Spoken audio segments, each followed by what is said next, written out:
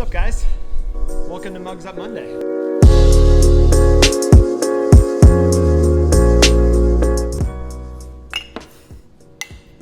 Indeed. My name is George Brooks. I'm one of the founders here at Crema, and we thought we would make another piece of media because why? We love content. Can't have too much content. Content. It's the internet. It's the internet, for content. and content is king. So we are going to be producing this video every week, and if we say we're going to do it, then we will do it, right? Yes. And how do we know that? Because we've done it with a podcast. Product Management Daily. Yeah. We Yes. did a daily podcast. Yeah. Weekdays. Yeah, that's true. It's not exactly every day, although I did do one on Sunday. So I think what we're going to talk about today, or what we're going to talk about every week, is just an interesting subject or something we're talking about a lot here at Crema, or maybe something cool that just came out recently in the industry. Something cool is that it's our 1 month Oh, yeah. podcast anniversary. Nice transition. Yeah. So, month. yeah, today is 1 month from our release of a daily podcast. That seems kind of crazy. It's a milestone. So who wants to kick that out? Who wants to explain what Product Management Daily is? I would like Larissa To explain to it. do that. I don't have anything in my mind. Okay, so Product Management Daily. Tell us what your take is, being a maybe not so technically inclined person. Well, and you're new to Crema. Yeah. You're new to the product world. She's Yeah. a summer intern. Summer intern. So from my perspective, I like to look at with content, is it offering value to somebody? So that's what I like to look at whenever I'm doing my podcast because it's really important. Are we talking about your podcast now or ours? Or our podcast. Well, when I'm doing my turn, when I'm doing my voice. Something to mention is that we have 4 or 5 different people here at Crema that jump on, basically raising their hand inside of Slack, and we say, hey, we need to record this day. Who's going to take it? And it's literally just that fast. Like somebody says, I got it today, and then you try to unpack a couple ideas. So I think my take on it, mostly because of the title, Product Management, we talk a lot about how to build great products. And so when either we're covering another product, like something maybe we saw in Product Hunt or TechCrunch or the interwebs, I'll take that and look at it and go, cool, what do I like about the way that they went about creating this product? Maybe even spin that sometimes into ways that we can be thinking about the products that we build, or our listeners can be thinking about the products that they build. That's how I take it. What about you? Now, my take is, so my background being in design and UX, I come at things from a design perspective, but also from an organizational, how to communicate things into an organization perspective. So how does this sit within a client's organization, within their department, things like that. But I also like to bring insights and articles and whatnot in from non-product areas. So if it's design or technology that's a little too close to product, but what about architecture or urban planning or things like that? How do we learn from other disciplines outside of ours? If you're in the product world, you're already paying such close attention to certain things, and I like the idea of breaking outside of our own habits, our own ruts, and learning from other disciplines, because they're doing the same things that we are in a lot of ways, just slightly differently. And so how can we learn from them? We came up with a format. Right. So let's talk about that a little bit. Quickly, the kind of constraints that we put on ourselves. One is that it should be no longer than 10 minutes, I think is what we've kind of said. Yeah. We've had a couple that pressed over that. I like words. But we want to get to the point where we can release to different platforms like the Echo or Google Home as like a flash briefing. And if you stay under a certain time frame, you can't do that. Keeping it short is important because it means you don't have to collect as much content. If you're doing a 30-minute interview with somebody or doing a 30-minute recap of a certain topic, like the X-Minute podcast from Ben Thompson, Stratechery. Did you get that word? Stratechery. I heard Yanni. Oral. Yanni. Oral. The longer your podcast is, you often have to come up with more content. And if we keep it short, then we have to do less work to pull this together and make it helpful and rich. Everyone starts with its date, so it's May 31st, and you're listening to the Product Management Daily. That's how it has to start. We have a short little plug for Crema because we're making it, so we might as well give ourselves some love. And then an introduction to either the topic or yourself, or like getting into the stories. Mm-hmm. No more than 3 topics, because again, you're trying to keep it short. And then usually some type of like wrap-up statement, like, thank you guys for listening. you know, we're awesome, you're awesome, let's all build great products. Yeah. So Yeah. really simple. Yeah, but I think that framework has helped us all to be able to jump in and not feel like it's too daunting, and we've gotten more comfortable. What is the platform that we're using to produce said podcast?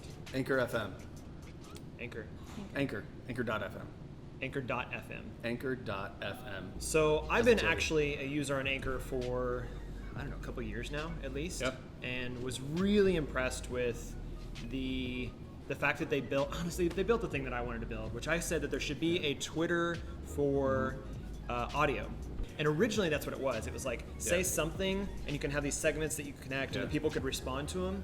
And I think what they found is that people were wanting to take these segments and put them together, package them out as a podcast, and that's what they, in their most recent release back in, I don't know, maybe 6 months ago, I don't know if it's been that long, they released a 2.0 version of Anchor, which allows you now to submit your segments together to a actual podcast. The one thing that they do, just in case you want to know, if you use them for the distribution of your podcast and then you get your iTunes link and all that, you don't have access to the data coming from iTunes. They kind of give you their own little analytical dashboard. So they're pulling back from these platforms, and it works pretty well. Yeah. And then they put a clip at the end. So they append a little clip at the end of every podcast on the distribution that says this podcast was produced by Anchor or produced through Anchor.fm. If you want to create your own podcast, use Anchor, which is fine. It's a free product, it's a free tool. So we're okay with that right now. And again, this is kind of a run and gun solution for us. Yeah. What do you guys like about Anchor? I like how fast it is. Like, it's so easy. Hey, Nate. Like, Nate. Thanks. Hi, there's not a recording going on in the room. I'm just gonna... My name's Nate.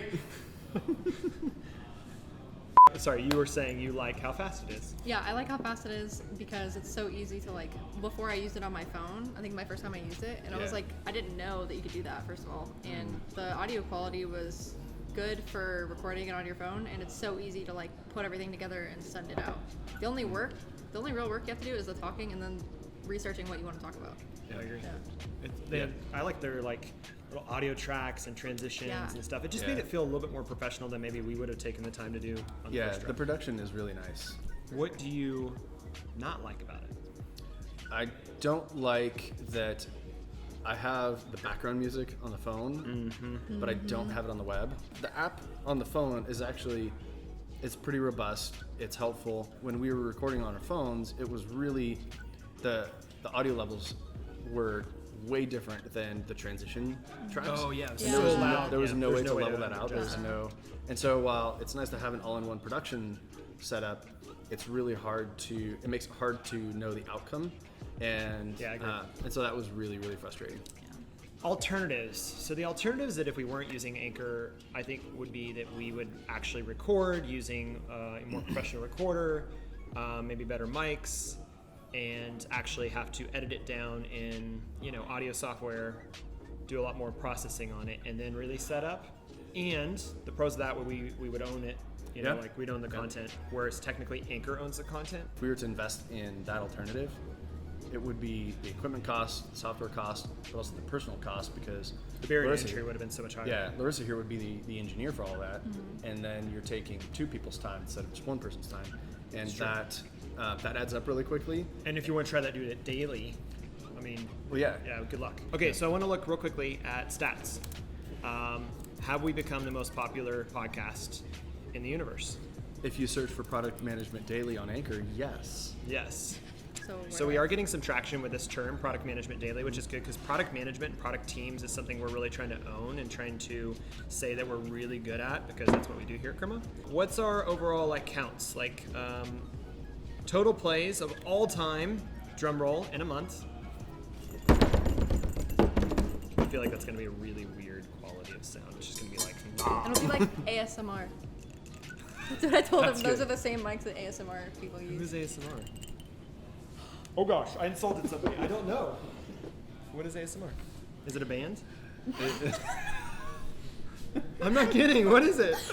I'll have to explain it to you later. It's so 1,069 total plays all time. So 1,000 listens. So that's across how many episodes total? In a month.